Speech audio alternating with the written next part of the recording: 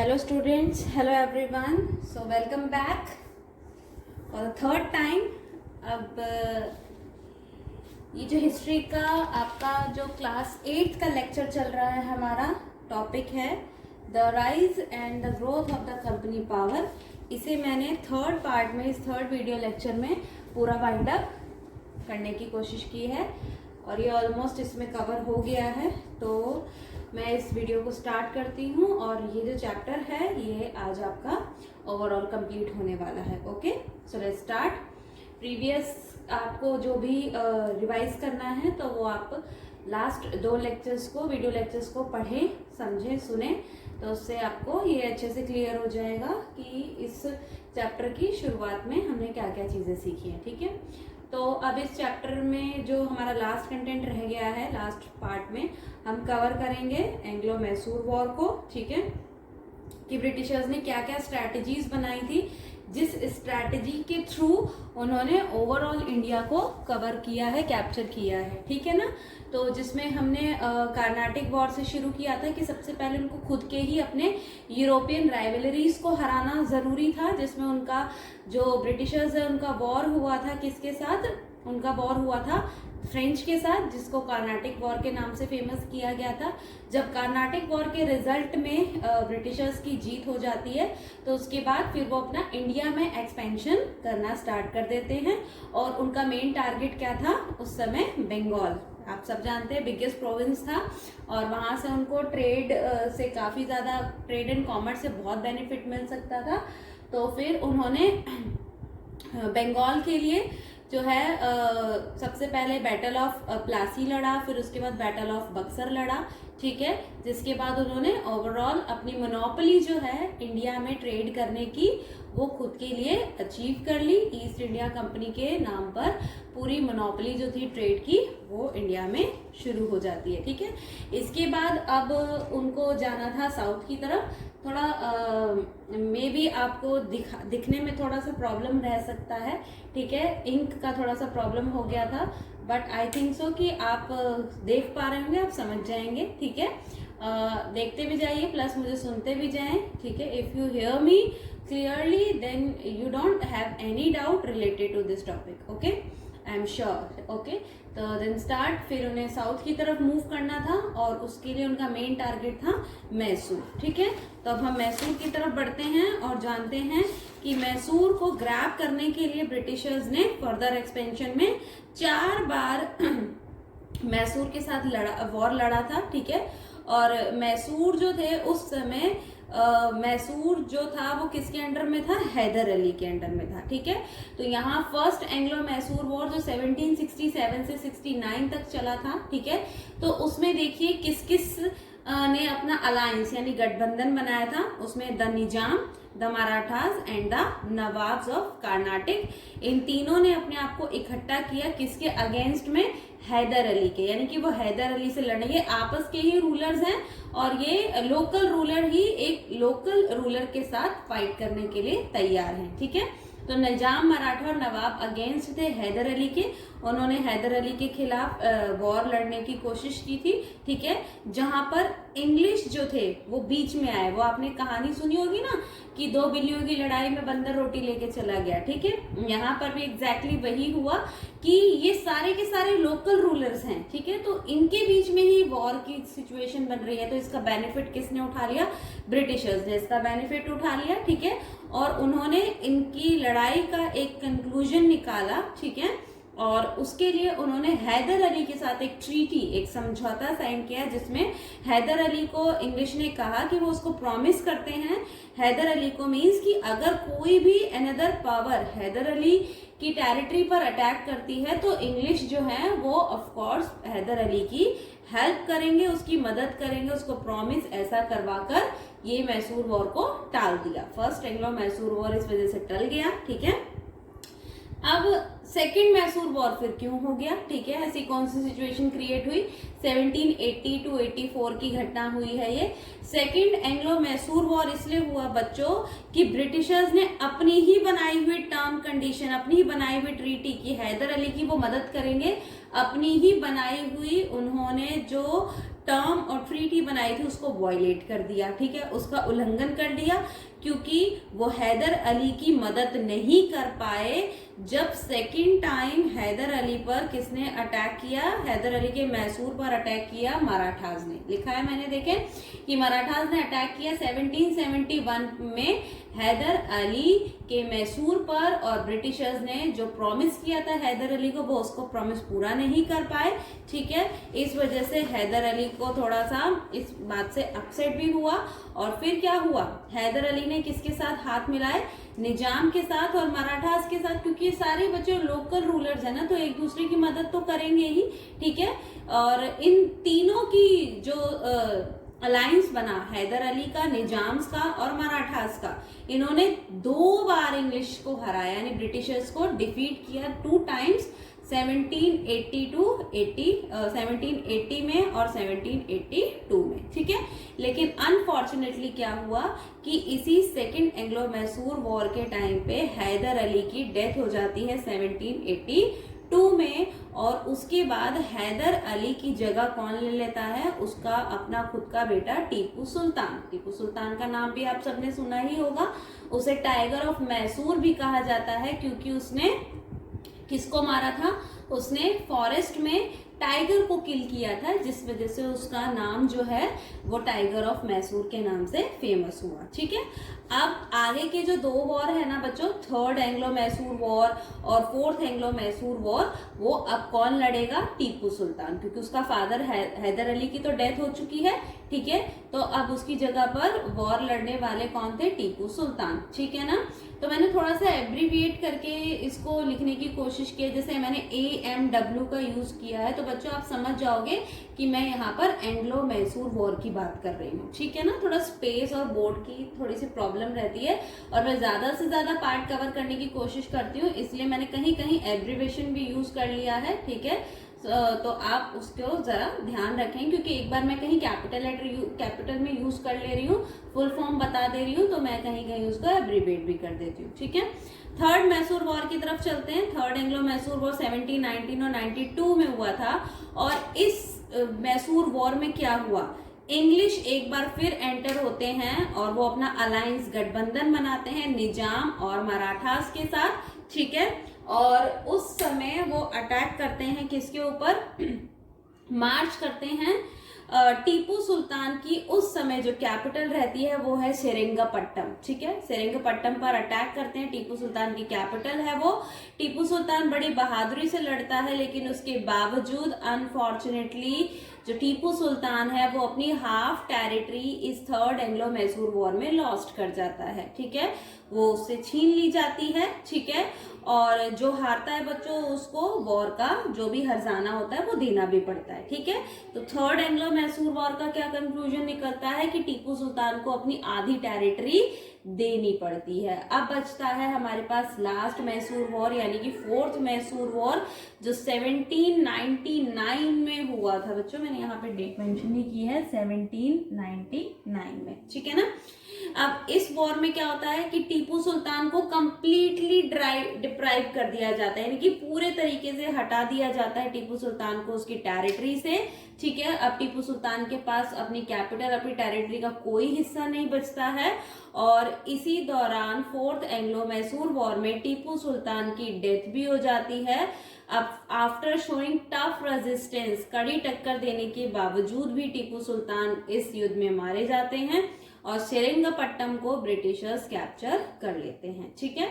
और इस तरीके से ये फोर्थ एंग्लो मैसूर वॉर में मैसूर को कैप्चर करने के बाद ये वॉर जो है वो एंड हो जाता है, ठीक है।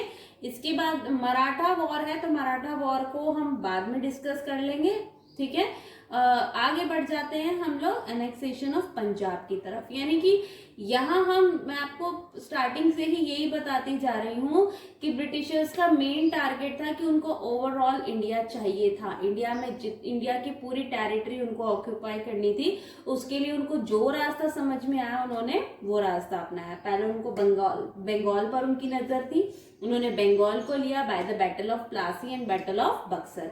फिर उनको साउथ की तरफ बढ़ना था, उनको मैसूर चाहिए था, तो उन्होंने मैसूर वॉर भी किए, ठीक है, हैदर अली और टीपू सुल्तान के साथ। लोकल रूलर्स को अपने साथ मिलाया, सेम है जैसे बैटल ऑफ प्लासी में माणिक चंद को मिलाया, मीर कासिम को मिलाया, जाफर को मिलाया। ऐसे हमारे खुद के रूलर्स जो थे वही हमारे लॉयल नहीं थे, उन्होंने अपनी लॉयल्टी ब्रिटिशर्स को दिखाई, ठीक है। और इसका हमें सबसे बड़ा लॉस जो हुआ है वो हम सबके सामने ही है, ठीक है। मैसूर वॉर के बाद मराठा वॉर भी हुआ है। अब हम बात करते हैं आगे, पंजाब की तरफ बढ़ते हैं। पंजाब को कैसे अनेक्स किया, ठीक है। पंजाब एक इंडिपेंडेंट स्टेट था, ब्रिटिश कंट्रोल में वो नहीं आया था, क्योंकि उस पर किसका रूल चल रहा था, महाराजा रंजीत सिंह का, ठीक है ना। और राजा रंजीत सिंह ने एक ट्रीटी साइन कर रखी थी ब्रिटिशर्स के साथ कि वो एज अ फ्रेंडशिप रिलेशन में रहेंगे, ठीक है। और हर तरीके से एफिशिएंट आर्मी यूरोपियंस की उनको अपने पास मेंटेन करके रखेंगे, उनकी आर्मी को एम्प्लॉयड करते रहेंगे। इस तरीके की पंजाब ने एक फ्रेंडशिप ट्रीटी जो है वो ब्रिटिशर्स के साथ साइन कर रखी थी। But after the death of Ranjit Singh, ठीक है, जब रंजीत सिंह की मृत्यु हो जाती है तो रंजीत सिंह की मृत्यु के बाद उनका बेटा जो होता है वो माइनर है, अभी वो छोटा है, माइनर सन दलीप सिंह, ठीक है, वो प्रोक्लेम करता है कि वही रूलर बनेगा। अब मे बी वो अपनी अलग पॉलिसीज बना सकता है, मे बी वो फ्रेंडशिप ट्रीटी को रिजेक्ट कर सकता है, अपने कोई अदर कंडीशन रख सकता है। तो इस चीज का बेनिफिट जो है ब्रिटिशर्स ने उठाना उचित समझा। उनको लगा कि it was a right opportunity, ठीक है, ये एक सही मौका है कि वो पंजाब को अनेक्स कर सकते हैं, क्योंकि दिलीप सिंह अभी इतना ज्यादा केपेबल नहीं है, वो माइनर है, तो किसी भी तरीके से ये टेरिटरी अनेक्स की जा सकती है, ठीक है। तो पंजाब को राइट अपॉर्चुनिटी में अनेक्स कर लिया जाता है आफ्टर 2 लॉन्ग वॉर, जिसमें एंग्लो सिख वॉर हम बोल सकते हैं उसको, फर्स्ट एंग्लो सिख वॉर और सेकेंड एंग्लो सिख वॉर। और 1849 में टोटली पंजाब जो है वो अनेक्स कर लिया जाता है बाय द ब्रिटिशर्स, ठीक है।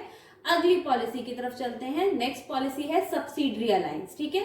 सब्सिडरी अलायंस क्या होता है ये अब आपको मैं यहाँ धीरे धीरे क्लियर करती हूँ। यहाँ मैं जीजी लिख रही हूँ, जीजी का मतलब है गवर्नर जनरल, ठीक है, याद रखेंगे आप लोग, भूलेंगे नहीं।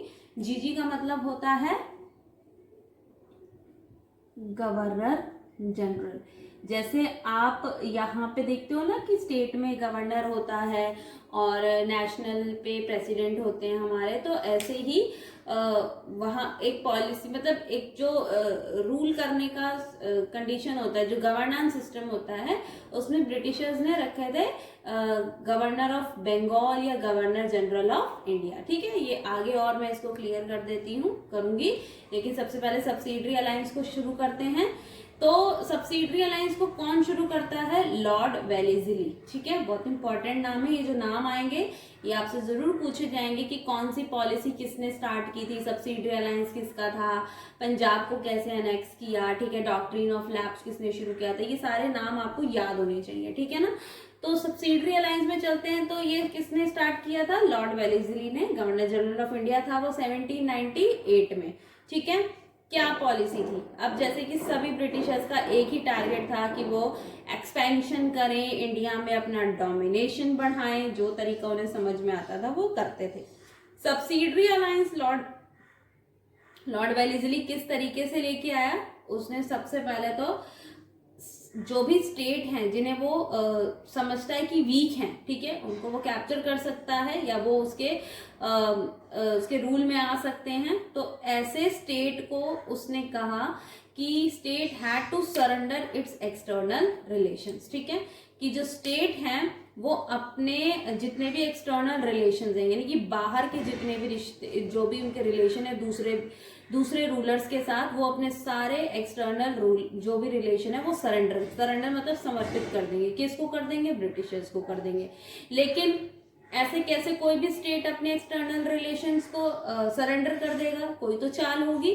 तो यहाँ उनको ये प्रॉमिस किया गया कि अगर कोई बाहर से रूलर इनकी टेरिटरी पर अटैक करता है तो रूलर की मदद करने के लिए कौन रहेगा, ब्रिटिशर्स की आर्मी रहेगी। ठीक है, तो रूलर्स को इसकी तरफ से डबल बेनिफिट मिल जाएगा कि अगर कोई बाहर से रूलर उनकी टेरिटरी पर हमला करता है, जो भी स्टेट सब्सिडरी अलायंस को सरेंडर कर देते हैं, ठीक है, तो उनकी सुरक्षा कौन करेगा, उनकी सुरक्षा यूरोपियन आर्मी करेगी। ठीक है, अब ये सुनने में तो लगता है ठीक है, लेकिन इसके कॉन्सिक्वेंसेस क्या हैं कि आर्मी ब्रिटिशर्स अपनी देंगे इन स्टेट्स को जो सब्सिडरी अलायंस में आ जाएंगे, लेकिन आर्मी का सारा एक्सपेंडिचर, आर्मी की सारी मेंटेनेंस, आर्मी का सारा खर्चा, आर्मी की जो जो रिक्वायरमेंट होगी वो सारे के सारे एक्सपेंसेस कौन हैंडल करेगा, वो सारे के सारे एक्सपेंसेस हैंडल करेगी वो स्टेट जो सब्सिडरी अलायंस में अपने आप को सरेंडर कर देंगे। तो देख रहे हो कितनी आसानी से चालाकी दिखाई कि अपनी इतनी बड़ी आर्मी का खर्चा नहीं उठा सकते, और वो खर्चा वो किसके थ्रू उठाएंगे, जो भी स्टेट सब्सिडरी अलायंस में सरेंडर कर जाएंगे। तो ब्रिटिशर्स ने अपना ये खर्चा भी टाल दिया कि आप सब्सिडरी अलायंस लो, हमारी आर्मी आपकी है, आप ही उनका खर्चा उठाओ, खिलाओ पिलाओ, जो मेंटेनेंस है वो उन्हें देखनी पड़ेगी। ठीक है, तो देखो किस तरीके से इनकी पॉलिसी काम कर रही है। ठीक है, उसके बाद वही बात आ गई ना, maintain large army. Large army को मेंटेन करने के लिए उनको ये पॉलिसी लानी पड़ी थी। ठीक है, इंटरफेरेंस। अब इंटरफेरेंस में क्या है, इंडियन रूलर्स को इंटरफेरेंस फेस करना पड़ा था ब्रिटिशर्स का, जो रोज दिन के उनके अफेयर्स में, उनके मामलों में हस्तक्षेप करने लगे। जब एक्सटर्नल रिलेशंस ही उन्होंने बंद कर दिए तो फिर ये ब्रिटिशर्स क्या करेंगे, वो उन्हीं के मामलों में तो हस्तक्षेप करेंगे ना, कि वो रूलर क्या कर रहा है, जो भी सब्सिडरी अलायंस में सरेंडर्ड रूलर है उसका स्टेट क्या कर रहा है, क्या पॉलिसी बना रहा है, कहीं वो ब्रिटिशर्स के अगेंस्ट तो नहीं जा रहा, यूरोपियंस को कोई अलग पॉलिसी में तो नहीं डाल देगा। तो इस तरीके से ये जो ब्रिटिशर्स हैं ये इंटरफेयर करना शुरू कर देते थे। ठीक है, कौन कौन आए इसके अंदर, Nizam of Hyderabad, ruler of Mysore, the Nawab of Awadh, Peshwa, Scindia, इन सब ने एक्सेप्ट कर लिया था सब्सिडरी अलायंस को। डॉक्ट्रिन ऑफ लैप्स तो आप सभी जानते हैं, इसे मैं अपनी कॉमन नॉलेज में, वर्डिंग में, लैंग्वेज में आपको बता देती हूँ। गवर्नर जनरल थे लॉर्ड डलहौजी, उन्होंने जितने भी रूलर्स डिपेंडेंट स्टेट हो चुके थे, यानी कि जो भी कंपनी के रूल में आ गए थे, अगर वो डिपेंडेंट स्टेट का रूलर मर जाता है, डाइड हो जाता है विदाउट लेजिटिमेट हायर, यानी अपने खुद के कोई भी उत्तराधिकारी के बगैर अगर वो मर जाता है तो उसका स्टेट अनेक्स यानी कि लैप्स कर लिया जाएगा, हड़प लिया जाएगा। डॉक्ट्रिन ऑफ लैप्स मतलब हड़प नीति, तो उसका स्टेट जो है वो हड़प लिया जाएगा अगर उस राजा की अपनी कोई भी संतान या उत्तराधिकारी नहीं होता है। अगर वो कोई सन अडॉप्ट भी करता है तो वो अडॉप्टेड सन सिर्फ उस अडॉप्टेड सन को कोई भी रॉयल स्टेटस नहीं मिलेगा, तब भी वो सारी टेरिटरी किसके पास चली जाएगी, ब्रिटिश कंपनी के पास चली जाएगी। तो ऐसे वो कौन कौन से स्टेट थे जो डॉक्ट्रिन ऑफ लैप्स में हड़प लिए गए, सतारा हो गया, झांसी हो गया, जैतपुर हो गया, संबलपुर हो गया, ठीक है ना, उदयपुर हो गया, ठीक है, झांसी, नागपुर। झांसी में तो आपने सुना ही होगा, रानी लक्ष्मीबाई की कहानी कितनी फेमस है कि उसने कितनी बहादुरी के साथ ये युद्ध लड़ा था, ठीक है, अपनी झांसी को बचाने के लिए। अवध एक बच गया था, तो अवध को उन्होंने मिस रूल और मिस गवर्नेंस के नाम पर अपने अंदर कैप्चर कर लिया था। ठीक है, अब इसके बाद आते हैं कि जब ब्रिटिशर्स ही पूरी इंडिया को चला रहे हैं तो सरकार भी उनकी, सिस्टम भी उनका, तो कानून भी उन्हीं के बनाए जाएंगे। तो अपने बेनिफिट के लिए बहुत सारे कानून बनाए ब्रिटिशर्स ने, जिसमें हम कई एक्ट पढ़ेंगे। इसमें रेगुलेटिंग एक्ट 1773 में पहले सिर्फ गवर्नर कहाँ का होता था, बंगाल का, क्योंकि सबसे पहले बड़ा प्रोविंस बंगाल ही उन्होंने लिया था, तो वो सिर्फ बंगाल तक के लिए ही अपने रूल को चला सकते थे। लेकिन जब पूरा इंडिया आ गया तो उन्होंने बंगाल का जो डेजिग्नेशन है वो चेंज करके गवर्नर जनरल ऑफ इंडिया बना दिया। ठीक है, इसी रेगुलेटिंग एक्ट 1773 के थ्रू कैलकाटा में सुप्रीम कोर्ट इन्होंने एस्टैब्लिश भी किया था, लेकिन अभी प्रेजेंटली हमारा जो सुप्रीम कोर्ट है वो कहाँ है, दिल्ली में। ठीक है, फिर नेक्स्ट आता है इनका दूसरा एक्ट, पिट्स इंडिया एक्ट 1784। ठीक है, ब्रिटिशर्स ना 4 जगह से अपनी प्रेसिडेंसी रूल चलाते थे। ये था बॉम्बे, ठीक है, उसके बाद आता है इधर बॉम्बे के बाद आता है मद्रास, ठीक है, मद्रास के बाद आता है बॉम्बे, मद्रास और 2-3 नाम इसमें और हैं, ठीक है।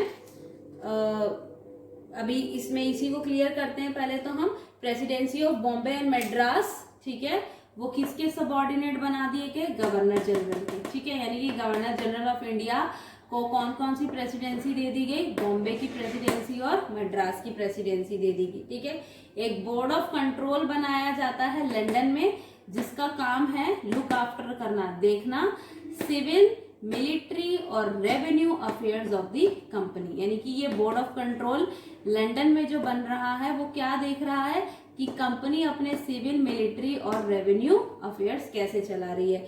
और ये बोर्ड ऑफ कंट्रोल का खर्चा कौन उठा रहा है, लंदन, ऑफ कोर्स नॉट। इस बोर्ड ऑफ कंट्रोल का सारा खर्चा इंडिया के रेवेन्यू से पे किया जाता था। इंडिया का जो भी रेवेन्यू आता था वो उसमें से पैसा बोर्ड ऑफ कंट्रोल के लिए भी खर्च किया जाता था, ठीक है। इसके बाद आते हैं अब हम चार्टर एक्ट के बारे में पढ़ेंगे, ठीक है। पहला चार्टर एक्ट है 1793, ठीक है। चार्टर एक्ट आप सब समझते हैं, जैसे मैंने आपको स्टार्टिंग में बताया था ना, ब्रिटिशर्स को इंडिया में आने के लिए क्वीन एलिजाबेथ फर्स्ट ने एक रॉयल चार्टर दिया था। तो चार्टर कौन देता है, क्वीन देती है, ये बात का ध्यान रखना, ठीक है। तो चार्टर एक्ट मतलब क्वीन के द्वारा बनाया गया जो एक्ट है, यानी कि रूल चल रहा है इंडिया में, लेकिन लॉ कौन बना रहे हैं, ब्रिटिशर्स बना रहे हैं, लंदन से बनाए जा रहे हैं, ठीक है। चार्टर एक्ट 1793 क्या था, गवर्नर जनरल को पावर दे दी जाती है कि वो किसी भी तरीके के डिसीजन को ओवरराइड कर सकते हैं। यानी कि कंपनी अगर कोई फैसला लेती है तो उस फैसले को ओवरराइड, यानी कि उस फैसले पर अपना डिसीजन कौन ले सकता है, गवर्नर जनरल ऑफ इंडिया, ठीक है। अगर अपनी काउंसिल में गवर्नर जनरल एब्सेंट है तो उसकी एब्सेंसी में उसकी जगह पर कौन हैंडल करेगा काम, वाइस प्रेसिडेंट को अपॉइंट किया गया था 1793 के चार्टर एक्ट के थ्रू। फिर अगले चार्टर एक्ट पे बढ़ते हैं हम लोग, द चार्टर एक्ट 1813 में। इसमें कंपनी की monopoly of trade with India ended, यानी कि 1813 तक इंडिया पर सिर्फ किसका एकाधिकार था ट्रेड पर, सिर्फ ईस्ट इंडिया कंपनी का। तो अब कंपनी का एकाधिकार भारत के व्यापार से हटा दिया गया। चाइना पर अभी भी एकाधिकार बना हुआ था ब्रिटिशर्स का, और ये मोनोपोली हटाकर क्या किया, ओपन टू ऑल इंग्लिशमैन, यानी कि अब यूरोपियन यानी ब्रिटिशर्स में जो भी आना चाहता है इंडिया में अपना व्यापार करने के लिए, वो इंडिया में आकर अपना व्यापार कर सकते हैं। वो ओपन कर दिया जाता है ट्रेड सभी के लिए। फिर अगले चार्टर एक्ट की तरफ बढ़ते हैं 1833 में। यहाँ पर कंपनी चाइना से भी अपनी मोनोपोली जो है वो लॉस्ट कर देती है, और इस एक्ट के थ्रू अब ये भी परमिशन दे दी जाती है कि जो भी यूरोपियंस हैं, यूरोपियंस EURO मतलब यूरोपियंस एक्विजिशन ले सकते हैं, अक्वायर कर सकते हैं, इंडिया में आकर अपनी खुद की लैंड और अपनी खुद की प्रॉपर्टी बना सकते हैं। ये चार्टर एक्ट 1833 के थ्रू हुआ था, ठीक है।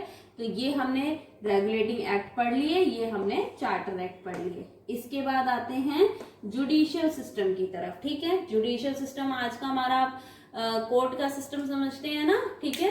तो 1772 में ये जुडिशियल सिस्टम का क्रेडिट जाता है वॉरेन हेस्टिंग को, ठीक है।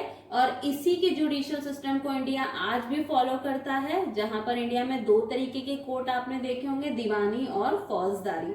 दीवानी मतलब सिविल राइट्स, जैसे कि डिवोर्स केसेस हो जाते हैं, ठीक है, और प्रॉपर्टी से रिलेटेड केसेस हो जाते हैं, वो दीवानी यानी कि सिविल कोर्ट में जाते हैं। फौजदारी मतलब क्रिमिनल, किसी को असॉल्ट किया है, मर्डर किया है, थेफ्ट किया है, ठीक है, चोरी चकारी धमकी देना या किसी का खून कर देना, रॉबरी कर देना, लूटिंग कर देना, वो सब किस में जाते हैं, फौजदारी में, जो क्रिमिनल कोर्ट के केसेस होते हैं, ठीक है ना।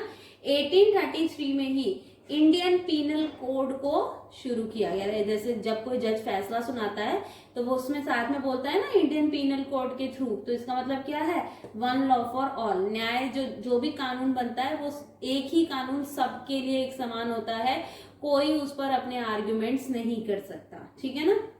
तो इसी जुडिशियल सिस्टम में 1833 में इंडियन पीनल कोड भी ऐड किया, वन लॉ फॉर ऑल, ठीक है।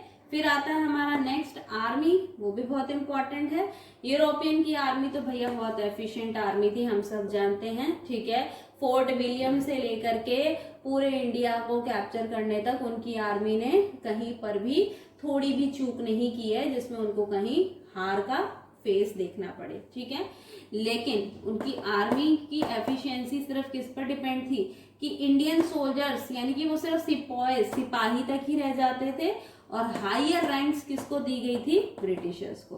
ब्रिटिशर्स ही हायर रैंक पर रहते थे और हमारे इंडियंस जो थे वो सोल्जर या सिपाही ही बनकर रह गए।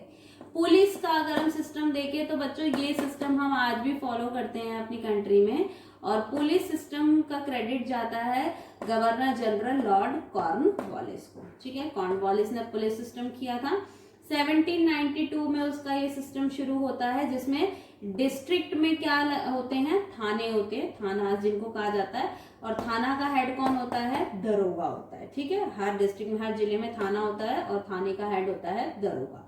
डिस्ट्रिक्ट सुपरिटेंडेंट कौन होता है फिर? जिसके पास 10 पुलिस स्टेशन का चार्जशिप होता है, यानी कि एक बड़े एरिया में जहां 10 पुलिस स्टेशन होते हैं, यानी कि एक पुलिस स्टेशन तो दरोगा का हो गया, ठीक है।